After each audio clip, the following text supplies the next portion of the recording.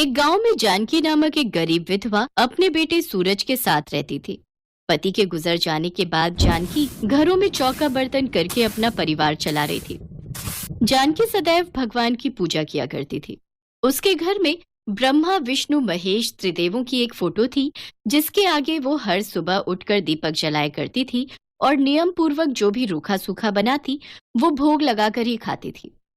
सूरज था तो छोटा, पर समझदार बहुत था। वह अपनी माँ को अक्सर ऐसा करते देखता था।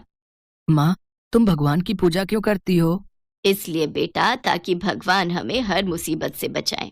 माँ, क्या भगवान हमें सारी मुसीबतों से बचा लेते हैं? हाँ बेटा, भगवान हमारी हर मुसीबत में रक्षा करते हैं। अपनी माँ से बातें करते करते सूरज सो जाता है। अगले दिन जानकी काम पर चली जाती है। एक दिन सूरज की तबीयत खराब थी, पर वो दवाई खाने के लिए लगातार मना कर रहा था। सूरज बेटा, अगर दवाई नहीं खाओगे तो कैसे ठीक होगे? माँ, तुम ही तो कहती हो कि भगवान हमें सारी मुसीबतों से बचा लेते हैं, तो वो मुझे ठीक कर देंगे।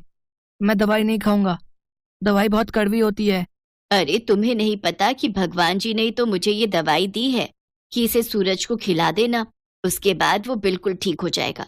वो देखो, दवाई की पुड़िया भगवान के मंदिर में रखी है ना, और उन्होंने साथ में कटोरी में चीनी भी रखी है। अगर तुम्हें दवाई कड़वी लगे तो मैं तुम्हें चीनी खिला दूं। वो देखो। क्या सचमुच भगवान जी ने ये दवाई दी है? ठीक है, फिर तो मैं ये दवाई खा लूंगा। माँ, मुझे वो वाली चीनी भी दो। हे ईश्वर, मुझे क्षमा करना। मैंने आपका नाम लेकर सूरज को दवाई खिलाई है। मैं जानती हूँ आप मेरे बच्चे को जल्दी ठीक कर दोगे।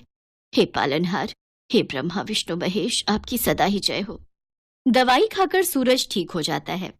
माँ, भगवान जी की दवाई से तो मैं बिल्कुल ठीक हो गया। मुझे बहुत जोरों से भूख लगी है, मुझे दाल चावल खाने हैं। माँ, अच्छा बेटा, आज मैं तेरे लिए दाल चावल ही बनाऊंगी। जानकी के लिए दाल चावल बनाती है।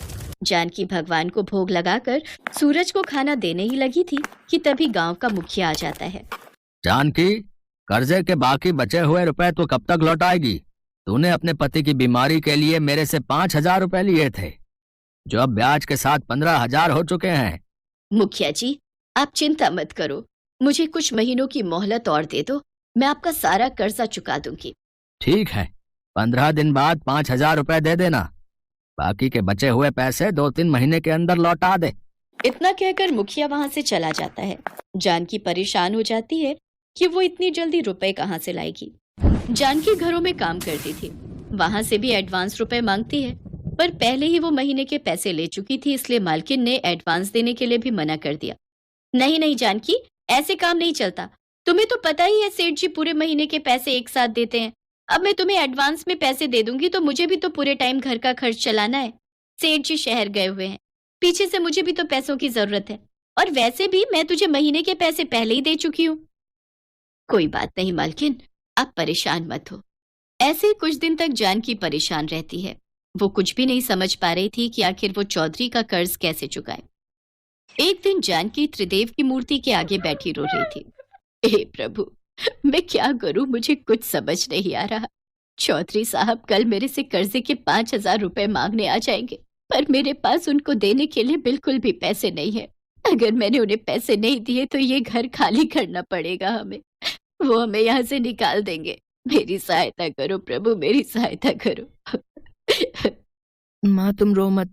तुम ही तो कहती हो कि भगवान हमारी हर मुसीबत से रक्षा करते हैं। देखना, वो हमें भी इस मुसीबत से निकाल देंगे। पर जब मुखिया पैसे लेने के लिए आया तो जानकी के पास पैसे नहीं थे।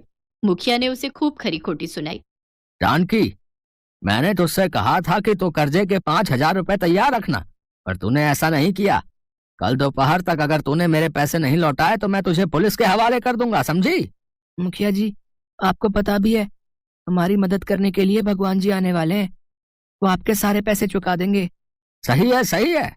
बच्चे को भी बहला फुसला रखा है कि भगवान आएंगे, भगवान आएंगे। देखता हूँ कल कौन से भगवान मेरे पैसे चुकाने आने वाले हैं। जानकी रोने लगती है। सूरज भगवान त्रिदेव के पास जाता है और उनसे कहता है, भगवान जी, माँ कहती है कि आप मुसीबत में हमेशा सहायता करने के लिए आते हो। कल मुखिया जी माँ को पुलिस के हवाले कर देंगे। आप उससे पहले आ जाना, मैं आपका इंतजार करूंगा। सूरज भगवान के आगे रोने लगता है और उसकी दर्द भरी पुकार ब्रह्मा विष्णु महेश तक पहुंचती है। हे नारायण महादेव, मासूम सूरज की करुण पुकार सुनकर मेरा हृदय द्रवित हो गया है। ब्रह्मदेव, सूरज हमें मदद के लिए पुकार रहा है। जानकी ने सदैव हमारी पूजा और अर्चना की है। अब समय आ गया है कि हम जानकी को उसकी पूजा का फल दें। आप दोनों सत्य कह रहे हैं। जब भी कोई भक्त हमें सच्चे हृदय से पुकारता है तो हम तीनों उसकी सहायता के लिए अवश्य जाते हैं, और समय आने पर हम तीनों अपनी भक्त जानकी की सहायता के लिए अवश्य जाएंगे। अगले दिन मुखिया अपने पैसे लेने के लिए जानकी के पास आता है। पुलिस भी मुखिया के साथ थी। इंस्पेक्टर साहब, जानकी मेरे पैसे नहीं लौटा रही है। इसने मेरे 15,000 रुपए कर्जा चुकाना है, जिसमें से इसने अब तक 1 रुपए का कर्जा भी नहीं चुकाया है। अब आप ही बताइए मैं क्या करूं? देखिए जानकी जी, मुखिया जी ने आपके खिलाफ रिपोर्ट लिखाई है, इसलिए आपको हमारे साथ पुलिस स्टेशन चलना होगा। या तो आप इनके कर्जे में से 5,000 रुपए अभी दे दो, वरना हमें आपको पुलिस स्टेशन ले जाना ही होगा। मुखिया जी, कुछ दिन की मोहलत और दे दो। आप तो जानते ही हो मेरी कितनी परेशानी चल रही है। सूरज के बापू के गुजर जाने के बाद घर का किराया, घर खर्च के पैसे सब घरों में काम करके ही निकाल पाती हूँ। मैं आपको वादा करती हूँ, कुछ दिनों में आपको पैसे दे दूंगी। नहीं नहीं इंस्पेक्टर साहब, मुझे इस पर विश्वास नहीं है कि आज भी मुझे टाल रही है। न जाने कभी मेरे पैसे दिए बिना गांव छोड़कर भाग गई तो मैं कहाँ ढूंढूंगा इसको फिर। आप इसे बोलो मेरे पैसे अभी दे। पुलिस अंकल, अभी भगवान जी आते ही होंगे, वो आपके सारे पैसे दे देंगे। आप मेरी माँ को मत ले जाओ। रे आगे से हटो बेटा। चलिए बहन जी, हमारे साथ पुलिस स्टेशन चलिए। अभी इंस्पेक्टर साहब जानकी को लेकर जा ही रहे थे कि तभी 3 व्यक्ति वहां आ जाते हैं। रुकिए इंस्पेक्टर साहब, आप जानकी को कहीं नहीं ले जा सकते हैं। चौधरी साहब के पैसे हम दे देंगे। ये लीजिए चौधरी साहब, आपके कर्जे के पूरे 15,000 रुपए। इंस्पेक्टर साहब, अब आप जानकी को छोड़ दीजिए। वैसे मैंने आपको पहचाना नहीं। आप जानकी के रिश्तेदार हैं क्या? देखने में तो आप बड़े व्यापारी लग रहे हैं। ये भगवान जी हैं। मैं जानता था भगवान जी हमारी मदद को जरूर आएंगे। बच्चा मासूम है। मुझे क्या, मुझे तो अपने पैसों से मतलब था, वो मुझे मिल गए। चौधरी और पुलिस वहां से चले जाते हैं। मैंने आपको पहचाना नहीं। आप आज मेरे लिए ईश्वर का रूप बनकर आए। आप कौन हैं? कृपया अपना परिचय दीजिए। तभी तीनों देवता ब्रह्मा विष्णु महेश अपने अपने रूप में आ जाते हैं। उन्हें देखकर जानकी उनके चरणों में गिर जाती है। ये भगवान जी हैं। मैं जानता था भगवान जी हमारी मदद को जरूर आएंगे।